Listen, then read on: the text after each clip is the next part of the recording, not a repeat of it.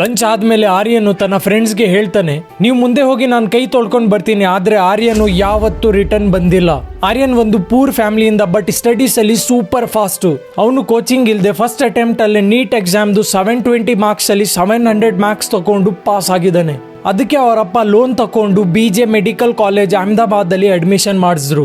ಅವರ ಫ್ಯಾಮಿಲಿದು ಒಂದ್ ಡ್ರೀಮ್, ಆರ್ಯನ್ ದೊಡ್ಡ ಡಾಕ್ಟರ್ ಆಗ್ಬೇಕು ಮತ್ತೆ ಊರಲ್ಲಿ ಒಳ್ಳೆ ಹೆಸರು ಮಾಡ್ಬೇಕಂತ. ಎಲ್ಲ ನಾರ್ಮಲ್ ಆಗಿ ಇತ್ತು. ಆರ್ಯನ್ ಸೆಕೆಂಡ್ ಇಯರ್ ಕಾಲೇಜಲ್ಲಿ ಇದ್ದಾಗ ಸಡನ್ಲಿ 12 ಜೂನ್ 2025 ಮಧ್ಯಾಹ್ನ ಅರೌಂಡ್ 2 ಗಂಟೆಗೆ ಆರ್ಯನ್ ಫ್ರೆಂಡ್ಸ್ ಆರ್ಯನ್ ಫೋನ್ ಇಂದ ಅವ್ರ ಅಪ್ಪಗೆ ಕಾಲ್ ಮಾಡಿ ಹೇಳ್ತಾರೆ, ನೀವು ಬೇಗ ಕಾಲೇಜ್ಗೆ ಬನ್ನಿ, ಆರ್ಯನ್ ಹಾಸ್ಪಿಟಲ್ ಅಲ್ಲಿ ಅಡ್ಮಿಟ್ ಆಗಿದ್ದಾನೆ.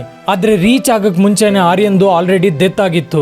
ಗೊತ್ತಾಯ್ತು. ಲಂಚ್ ಆದ್ಮೇಲೆ ಆರ್ಯನ್ ತನ್ನ ಫೋನ್ ಫ್ರೆಂಡ್ಗೆ ಕೊಟ್ಟಿ, ನೀವು ಮುಂದೆ ಹೋಗಿ ನಾನು ಕೈ ತೊಳ್ಕೊಂಡ್ ಬರ್ತೀನಿ ಅಂತ ಹೇಳಿದ್ರು.